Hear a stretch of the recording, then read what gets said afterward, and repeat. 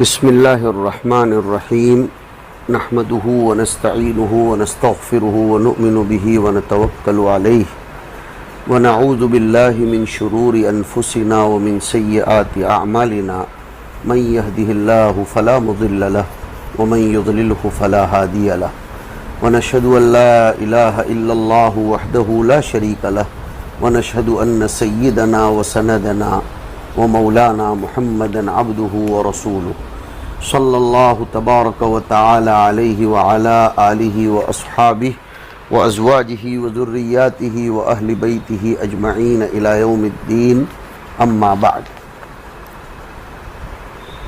کتاب السنہ کے بعد مناسب سمجھا جا رہا ہے حالات حاضرہ کے تقاضوں اور دینی فرض منصبی کی رعایت کرتے ہوئے کہ ہم اپنی کتاب سنن ابی داؤد کے 54ویں نمبر کی قسط میں اب کتاب الفتن سے آغاز کریں۔ کتاب الفتن والملاحم، اس کتاب کو ماقبل سے یعنی کتاب الفتن کو ماقبل سے ربط یہ ہے کہ اس سے پہلے لباس، زینت وغیرہ کے احکام تھے۔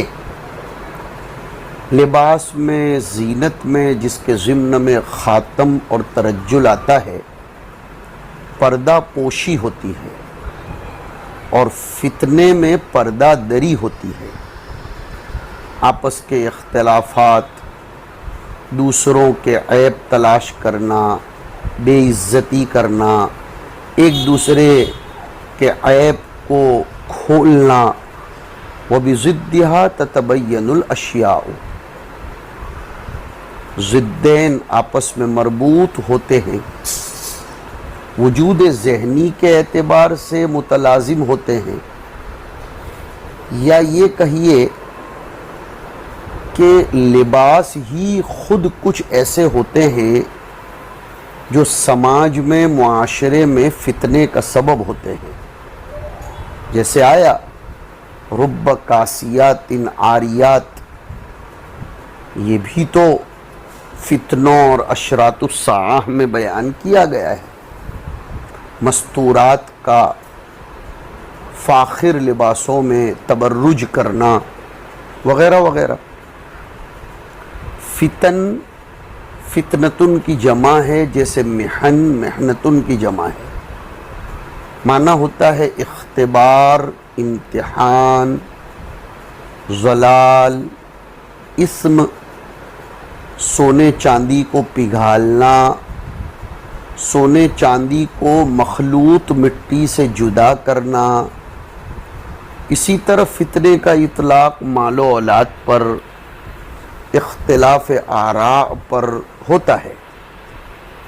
اور ملاحم، لحم ملحمتن سے مشتق ہے، اس کی جمع ہے ملحمتن کی، معرکے کے معنی میں، میدان جنگ، بڑی لڑائی۔ پہلے تو یہ سنیے،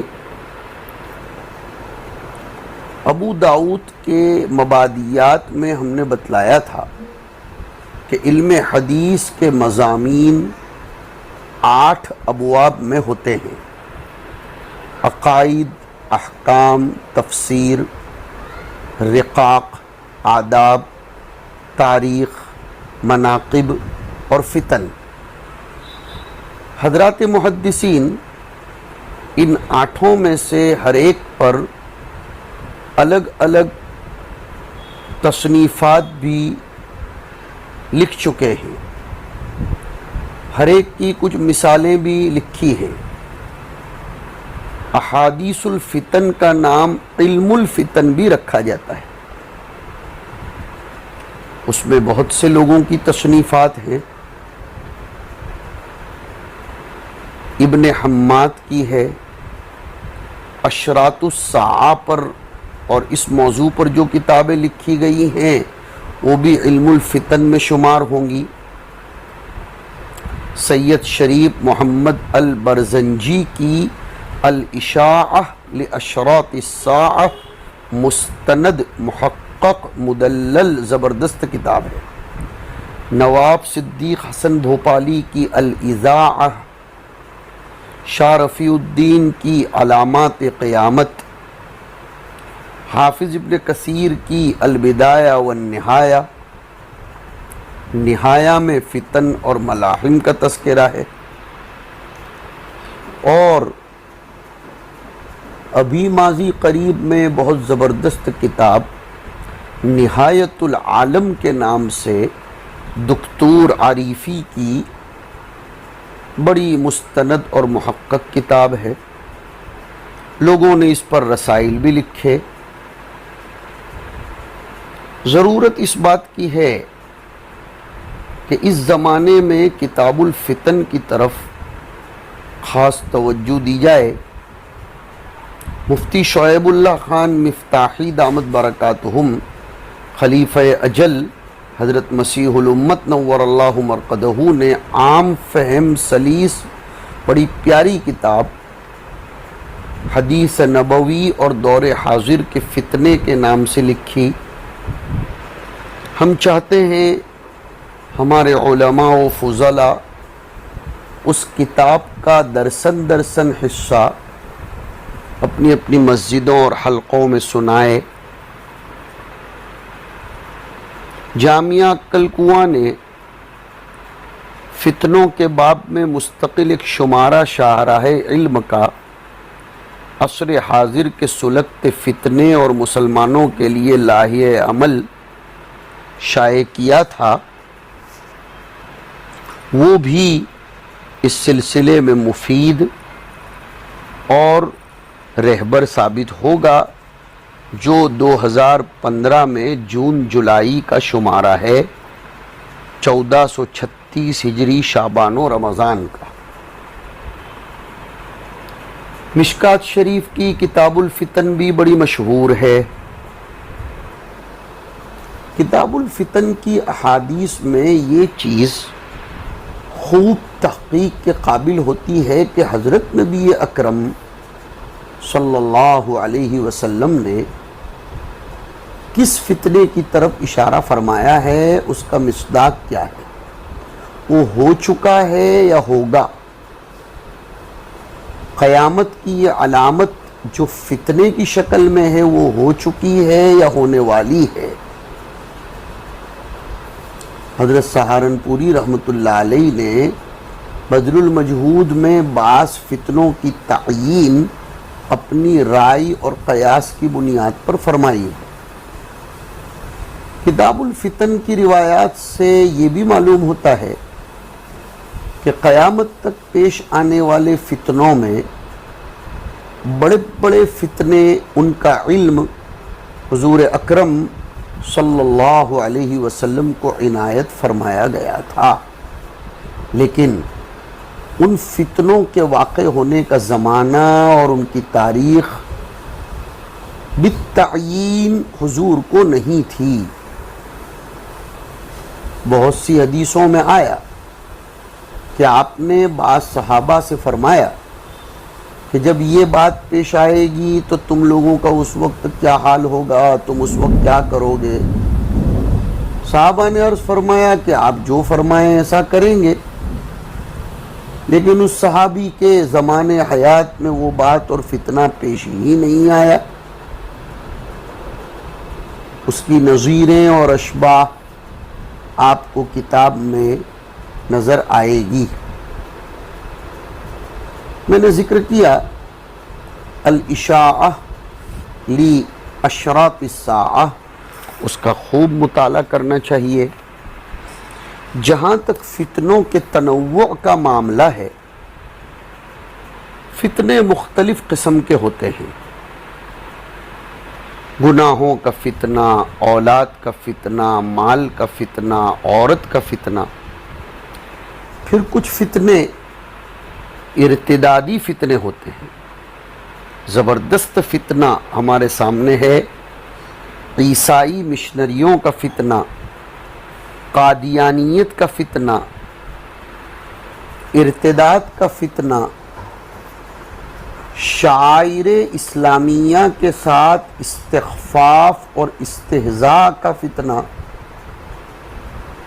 مادیت کا فتنہ، اور اللہ تو فرماتے ہیں وَنَبْلُوكُمْ بِالشَّرِّ وَالْخَيْرِ فتنہ، تو خوشحالی کا فتنہ، مصیبت کا فتنہ، موالات کفار کا فتنہ، اہل کفر کے اہل اسلام پر بظاہر غلبے کا فتنہ۔ پھر ایک فتنہ زبردست چل پڑا ہے، لسانیت، قومیت، عصبیت، اباحیت کا فتنہ۔ پھر بعض اہل اسلام ہی میں نصوص قرآنی میں توجیحات باطلہ کا فتنہ، دجالی فتنہ، ائمہ و علماء کے انکار کا فتنہ جو ہم دیکھ رہے ہیں، اور آج کل ایک بڑا زبردست فتنہ انٹرنیٹ کا چل رہا ہے، آزادی نسواں کا فتنہ ہے، اور ہمیں اس وقت سامنا ہے اسلامی چینلز کے فتنوں کا، اسکولوں کالجوں میں مخلوط تعلیم کا فتنہ، گناہوں کے عام ہونے کا فتنہ، ہماری نوجوان نسل میں نشے افیون کا فتنہ، اغیار کے حملوں کا فتنہ، اور ایک بہت بڑا فتنہ ہے گلوبلائزیشن کا، صہنی ارتداد کا، نیو ورلڈ آرڈر، اس کا فتنہ۔ پھر الغزو الفکری میں جو آتا ہے صہیونیت، شیوعیت، سوشلزم، کمیونزم، سرمایہ دارانہ نظام کا فتنہ،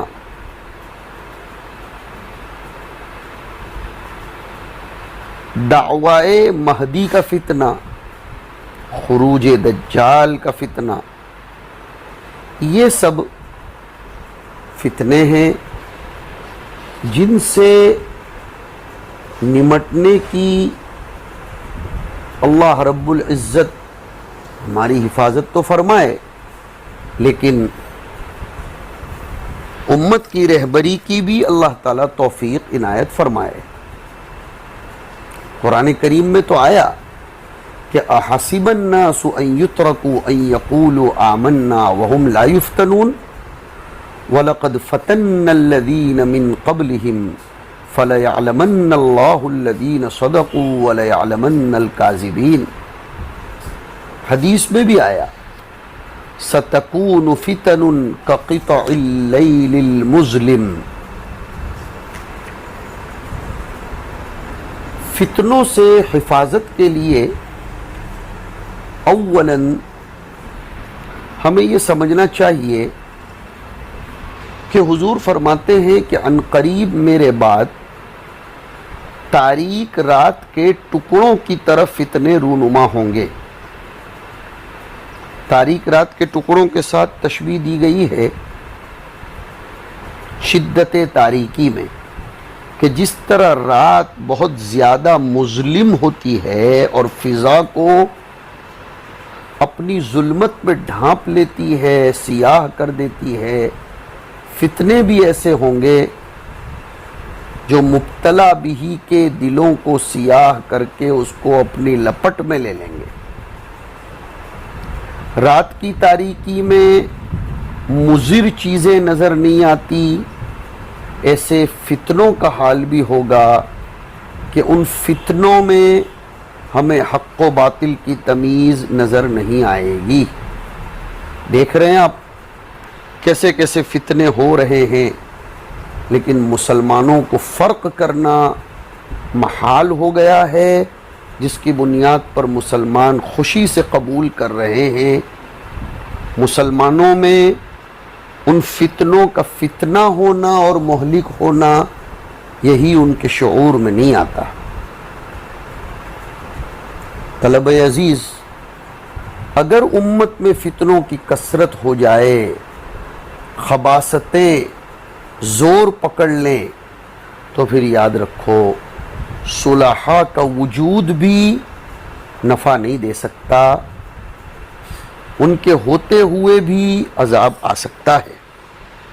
حضرت زینب کی روایت میں ہے کہ ایک مرتبہ حضور صلی اللہ علیہ وسلم گھبرائے ہوئے میرے مکان میں تشریف لائے، فرمایا ویل للعرب من شر قد اقترب، عرب کے لیے ہلاکت ہو اس شر اور فتنے کے سبب سے جو بالکل قریب آ چکا ہے۔ اور پھر آپ نے مسبحہ اور ابہام سے گول دائرہ بنا کر ارشاد فرمایا قد فتح اليوم من ردم یأجوج و مأجوج مثل هذا، یاجوج و ماجوج کی دیوار اتنی کھول دی گئی۔ حضرت زینب نے اس وقت دریافت فرمایا انہلک وفینا الصالحون، صلحاء ہوں گے تب بھی ہم ہلاک ہوں گے؟ حضور نے فرمایا نعم اذا کثر الخبث، جی جب گناہ بڑھ جائیں گے، خباثتیں زیادہ ہوں گی تو صلحاء کا وجود بھی نفع نہیں دے گا، بلکہ ایسا ہوگا کہ اگر ایسے حالات میں صلحاء نے امر بالمعروف اور نہی عن المنکر نہیں کیا، احقاق حق اور ابطال باطل والے عمل سے اپنے کو الگ کر لیا، تو صلحاء بھی گرفت خداوندی میں آئیں گے۔ واتقوا فتنة لا تصیبن الذین ظلموا منکم خاصۃ، ایسے عذاب سے بچو جو تم میں سے صرف ظالمین ہی کو نہیں پہنچے گا بلکہ صلحاء بھی اس میں مبتلا ہوں گے۔ ہر زمانے میں ایمان والوں کی آزمائش ہوئی ہے، امت کے آخری طبقے کی بھی نئے نئے فتنوں اور مصیبتوں سے آزمائش ہوتی رہے گی، تاکہ صادق اور کاذب کے درمیان، قوی الایمان اور ضعیف الایمان کے درمیان فرق ہو جائے، ان کا ظہور ہو جائے۔ فتنوں سے حفاظت کی چند تدابیر سن لیجئے۔ علم دین اور صحیح عقائد کا سیکھنا سکھانا، صحبت صالحین، دعوت و تبلیغ کی محنت کرنا اور اس سے اپنے آپ کو، اپنے ماتحتوں کو جوڑنا، اچھے دوستوں کا انتخاب کرنا، والدین کا اپنی اولاد کے باب میں حساس اور فکر مند رہنا،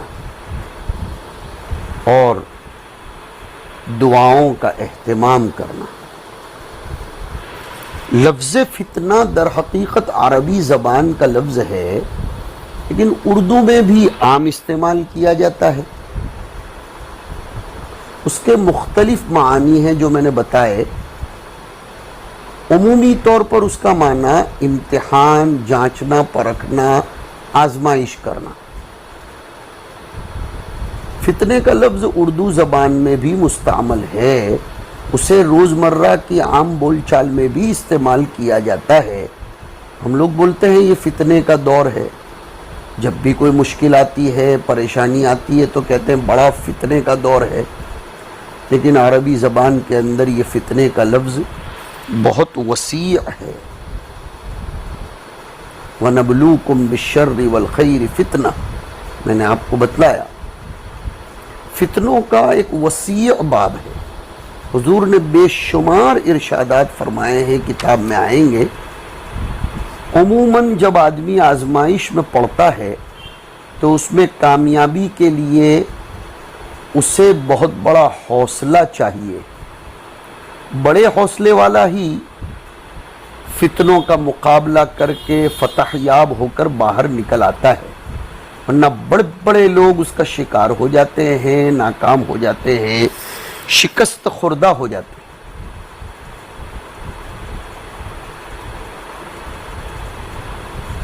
بصیرت کی ضرورت ہے کہ آزمائش کے اندر بھی مولا یاد رہے۔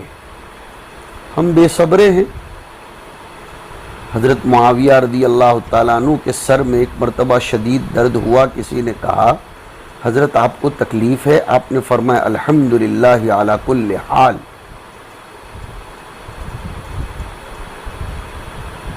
ہر حال میں اللہ کی تعریف. آزمائش میں رہ کر مولا کو راضی کرنا، مولا ہی کا بن کر رہنا دل گردے کی بات ہے. بڑے بڑے لوگ پھسل جایا کرتے ہیں. اس لیے اللہ سے استقامت مانگو اور سمجھو کہ فتنہ رونما ہوتا ہے استقامت پر رہنے والوں اور زائغین کے درمیان فرق کرنے کے لیے. فَأَمَّا الَّذِينَ فِي قُلُوبِهِمْ زَيْغٌ فَيَتَّبِعُونَ مَا تَشَابَهَ مِنْهُ ابْتِغَاءَ الْفِتْنَةِ. پتہ چلا کہ نصوص قرآنیہ آیات متشابہہ کے پیچھے پڑ جانا یہ بھی ایک فتنہ ہے. وَقَاتِلُوهُمْ حَتَّى لَا تَكُونَ فِتْنَةٌ وَيَكُونَ الدِّينُ لِلَّهِ. شرک کو فتنہ کہہ کر بتایا کہ شرک بھی ایک بہت بڑا فتنہ ہے. کیوں اللہ پاک فتنوں سے گزارتے ہیں؟ میں نے بتایا لیمیز اللہ الخبیث من الطیب. اللہ آزماتا ہے اور اس کی آزمانے کی شکلیں الگ الگ ہیں. وَلَنَبْلُوَنَّكُمْ بِشَيْءٍ مِّنَ الْخَوْفِ وَالْجُوعِ وَنَقْصٍ مِّنَ الْأَمْوَالِ وَالْأَنفُسِ وَالثَّمَرَاتِ. فتنہ عذاب کے معنی میں بھی آتا ہے. ثم ان ربک للذین ہاجروا من بعد ما فتنوا. جنہوں نے مصیبت عذاب میں گرفتار ہونے کے بعد ہجرت کی. ومن الناس من يقول آمنا باللہ فإذا أوذی فی اللہ جعل فتنة الناس كعذاب اللہ.